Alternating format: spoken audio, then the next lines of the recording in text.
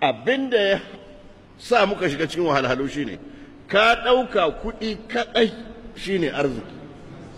To shi yasa in baka da kuɗin sai ka shiga tashin hankali. Wanda ke da kuɗin kana ganin shi kaman ya cancanci ma a bautata masa.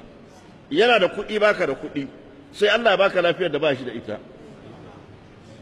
Yana da kuɗi Allah bai bashi ilimi ba. Yana da kuɗi Allah bai bashi ƴaƴa ba. Yana da kuɗi Allah ya bashi ƴaƴa amma sun fandare masa. Yana da kuɗi Allah ya hana shi kaza. Ba wanda Allah ya hada mu komai ya bashi.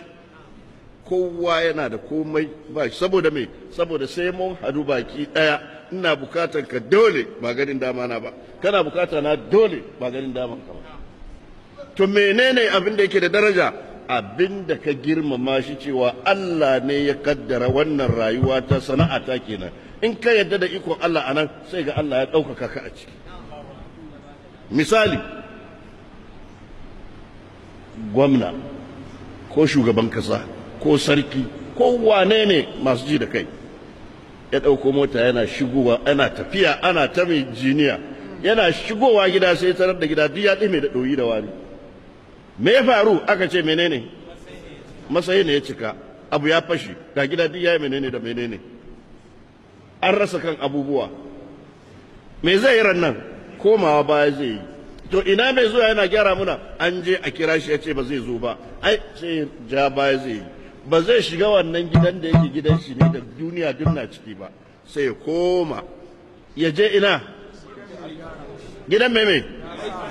Me ya san masai za shi je wajen shi ya aka yi baka ai kaza fada zai mishi ko rarrashi zai mishi. Kaga wannan Allah ya bashi ɗaukaka nan da ya yarda da sana'arsa. Haka in ka yarda da sana'arka ka yarda da Allah sai Allah ya baka. An fahimta? Amma ka ce sai kuɗi kaɗai to dubbai wadda Allah ya baka ba za ka gode ba to kuma ka butulce ke. Ilimi ba arziki ba ne? Lafiya ba arziki ba ne? Kyau ba arziki ba ne? Iya girki ba arziki ba ne? Ma'ana duk abin da ka sani za a yi amfani da shi, ana amfani da shi sunan shi arziki. Arrizku kullu man tufi abi. Duk abin da za a yi amfani da shi sunan shi arziki. An fahimta? To sai ka ɗauka kuɗi kaɗai shine arziki. Kuma kuɗi ɗaya ne cikin abubuwan da ke sa a ji daɗin rayuwa. Shi ma in baka san yadda za ka yi ka ji daɗin rayuwa da shi ba wallahi ba za ka ji daɗin rayuwa da shi ba.